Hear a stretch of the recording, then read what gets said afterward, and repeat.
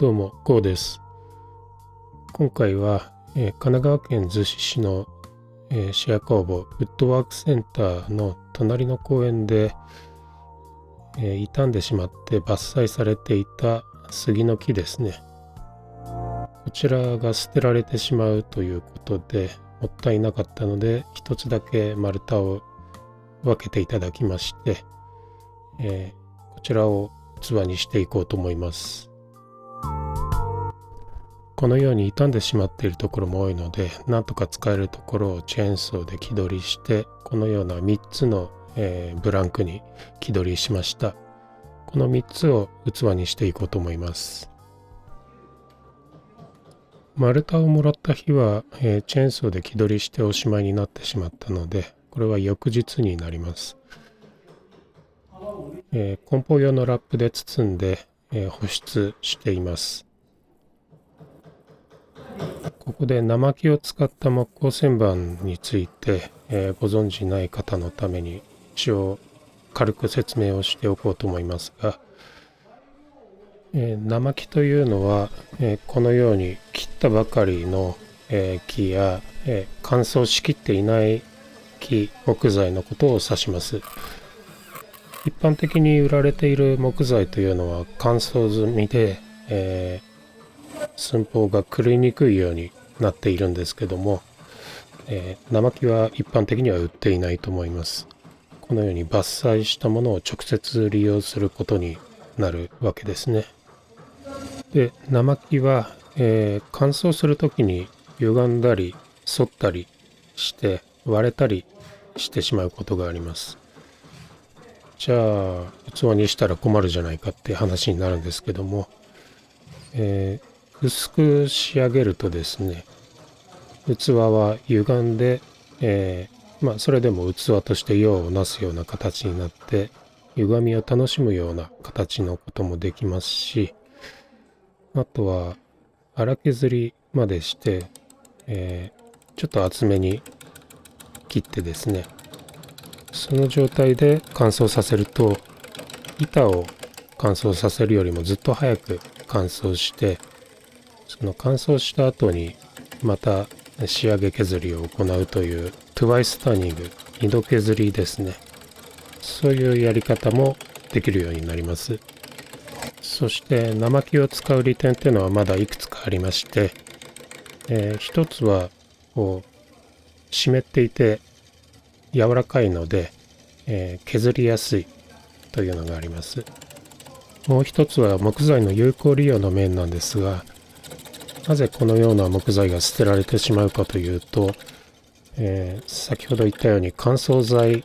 にして商品として売るためには、乾燥したり製材したり、あとは、その置いておく乾燥の時間の分置いておくコストもありますし、そのコストが、見合わないから捨てる必要があるという状態になってしまっているんですが、生木の木工だとこの状態のものを利用できますので、有効利用できるということですね。あとは単純に生の木を、削っていると楽しいというのがありますけども、生の木から、水しぶきも回してると出てきたりしますし、非常に生きている木と相対しているという感じで、直接木と触れ合ってる感じがして楽しいんです。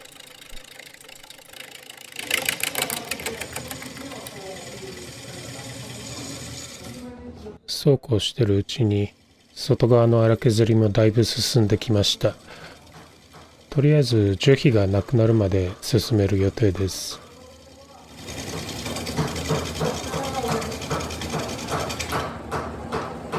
だいぶバランスも取れてきたので、回転数を上げて1分間に1000回転ぐらいにしました。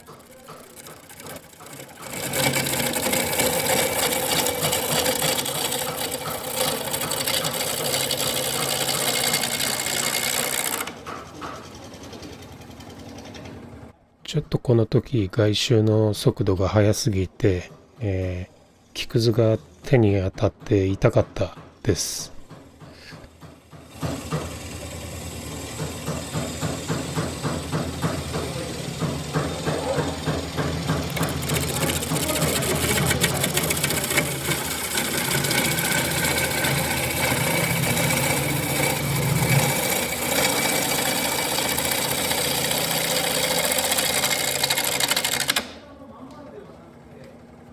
図を避けようと不安定な形になって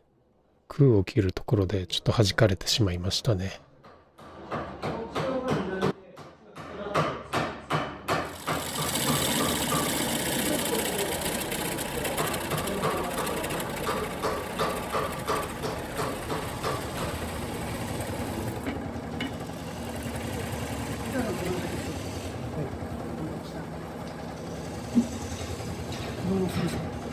次びしょびしょ。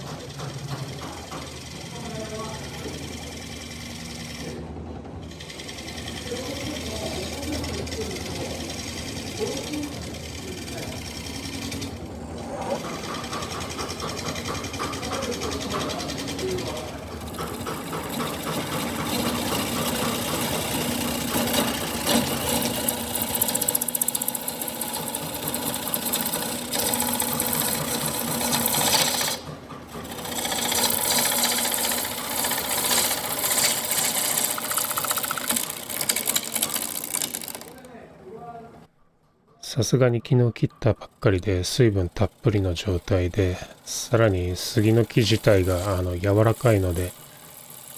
気持ちよく切れていきます。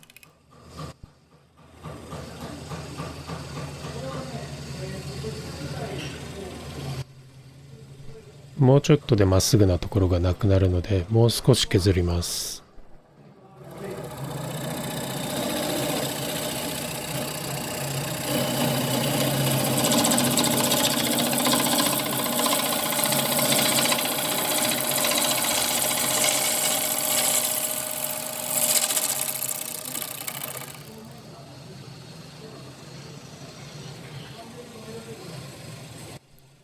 やっとまっすぐなところがなくなりました。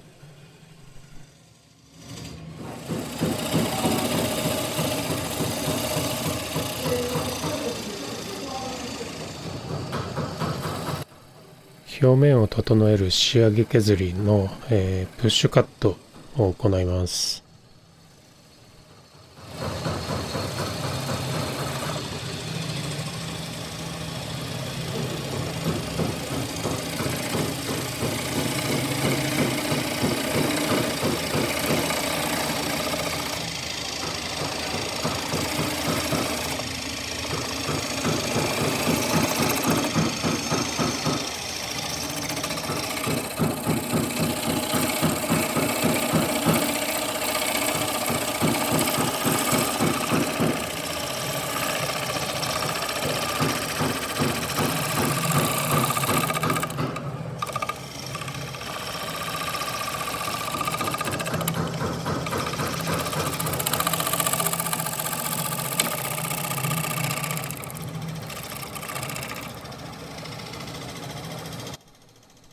なかなかスムーズにいきません。最近この普通のプッシュカットがとても苦手な気がしています。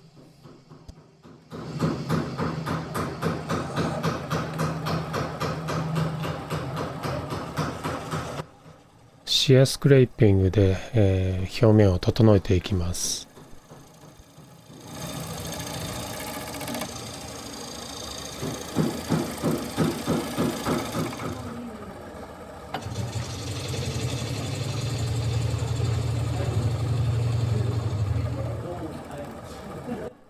器の上の面を軽く整えます。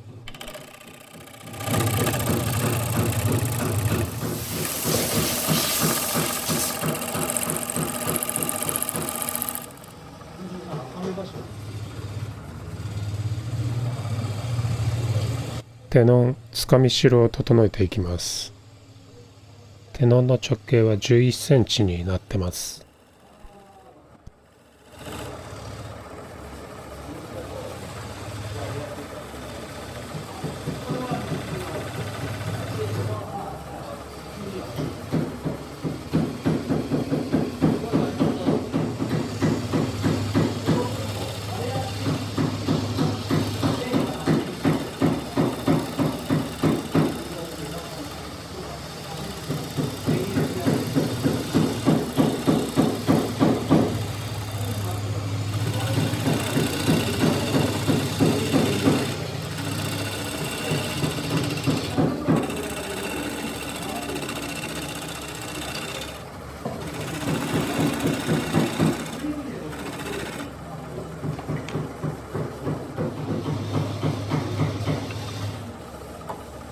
平らな面を整えるのはスクレーパーの方が早いのでスクレーパーに切り替えました。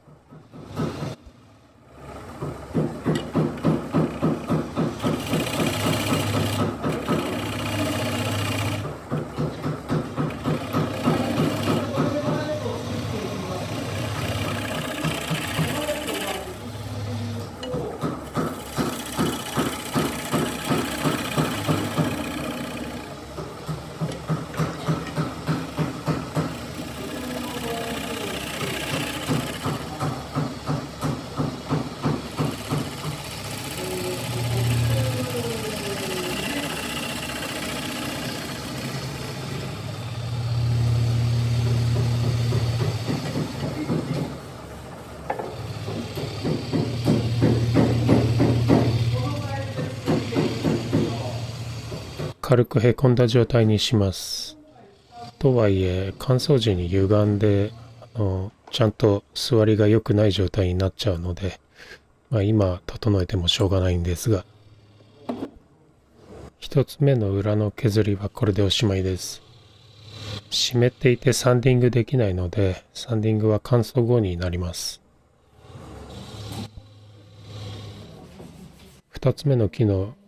裏側を削っていきます。11センチのテノンをつかむには乗交換が必要になるので、乗交換の回数を減らすため、3つとも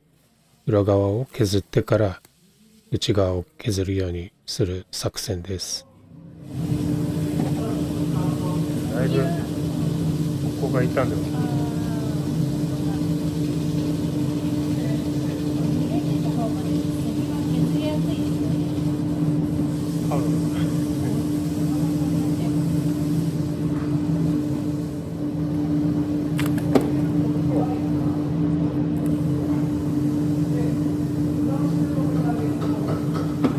なんか取れた。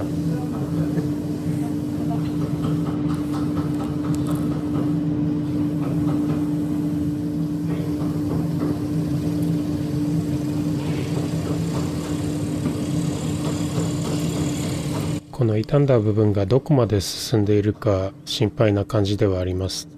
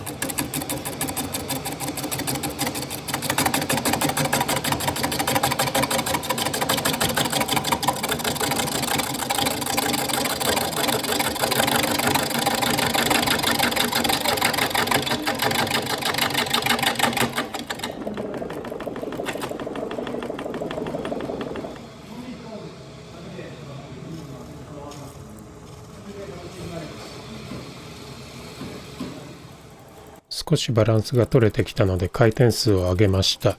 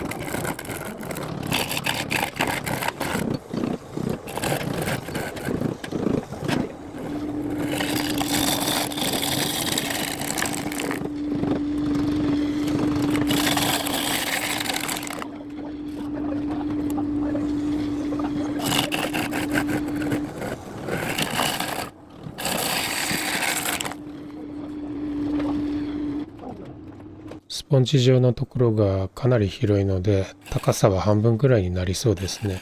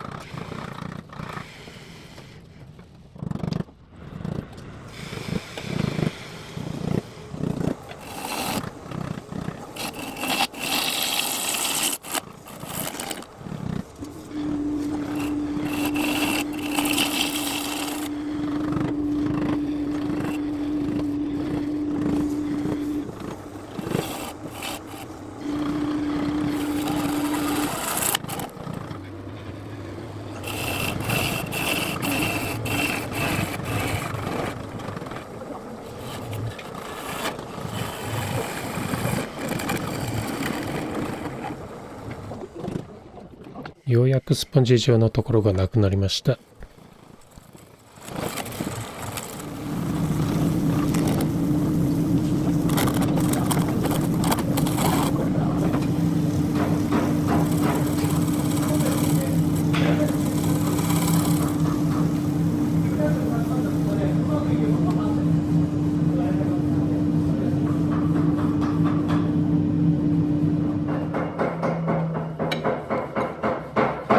スクレーパーのホーニング、バリ作りですね、をやっていきます。ここで使っている丸棒はカーバイドの丸棒で、このようにすると鉄がちょっと伸びて、その伸びた鉄をこうやってひっくり返すと上にバリが作れるという話だそうなんですが、最近まであんまりうまくできなかったんですが、最近多少できるようになってきた気がします。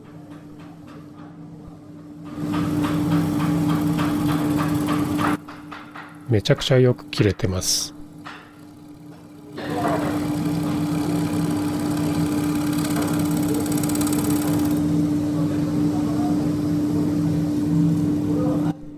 ここまでよく切れてると柔らかい杉でももうここまで綺麗になってしまいます。スクレーパーなのに、シアスクレーパーって呼ぶ人がいるのもわかる気がします。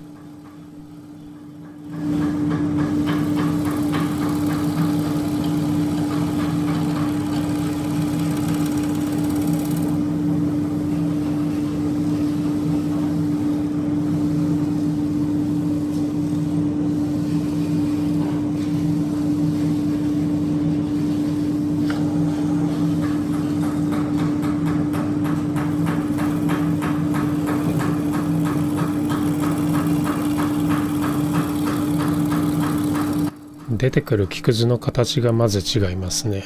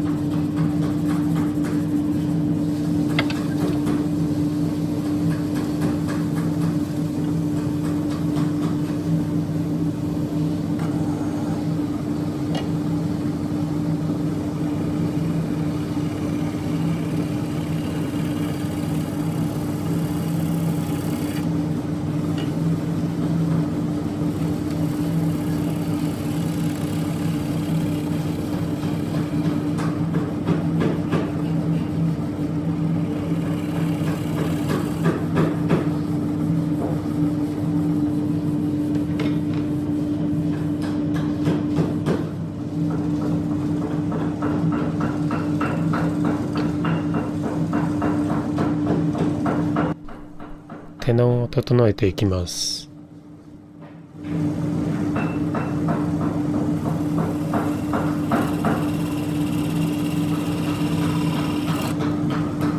あちゃー、変な形のキャッチしてしまいました。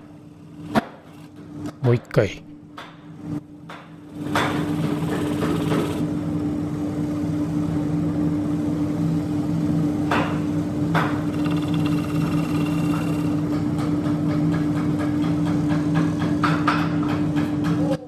綺麗にスパイラルの傷をつけてしまいましたね。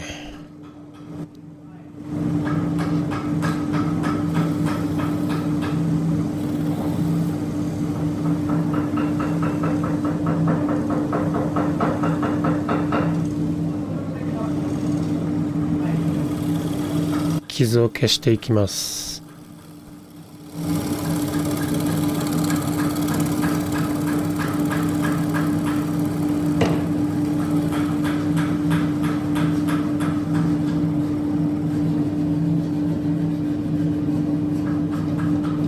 まだちょっと残ってます。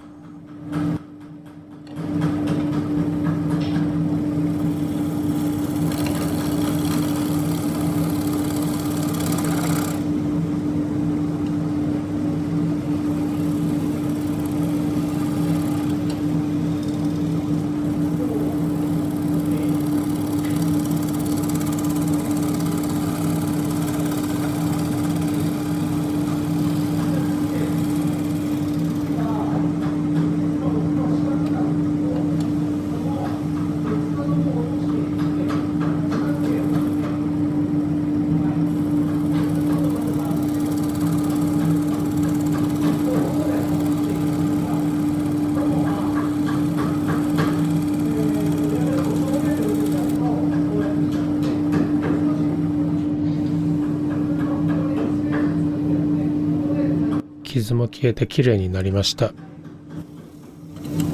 これで2つ目の裏の削りが完了です。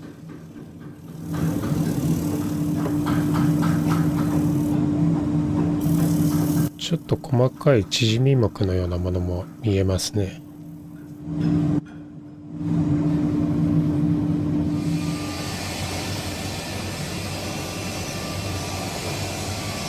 3つ目の木はこのように枝分かれのサバ木がちょっと見えるので、そこを器に生かすように、ライブエッジ、樹皮の方を器の表にするようにしたいと思います。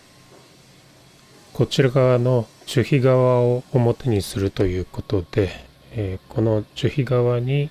フェイスプレートを取り付けるための溝を作っていきます。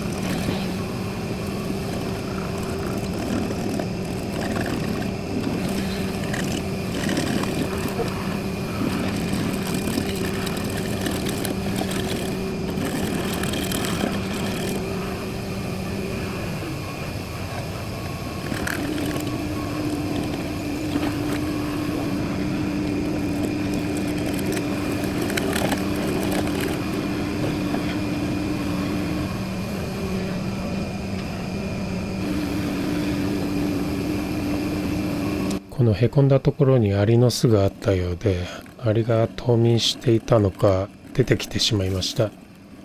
申し訳ないですが、このまま進めます。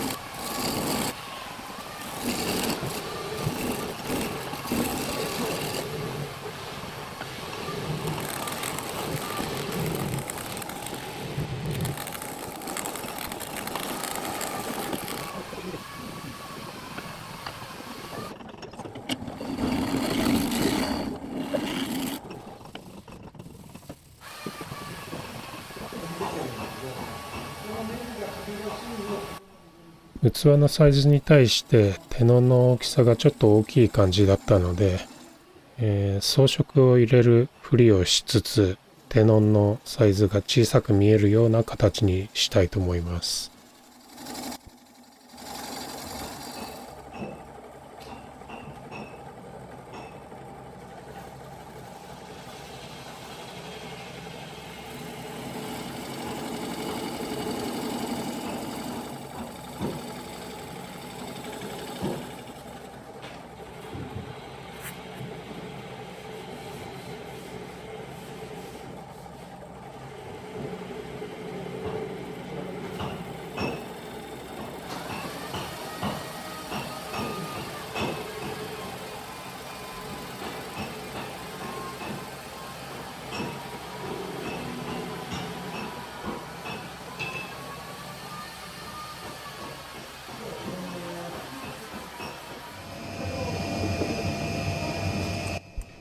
これで3つ目の裏側も削り終わりました。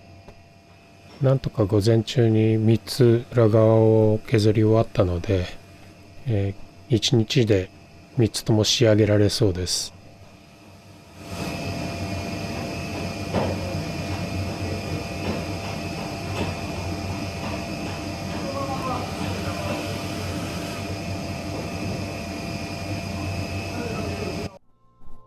かなり大量に削ったので削りくずが大変なことになってしまいました。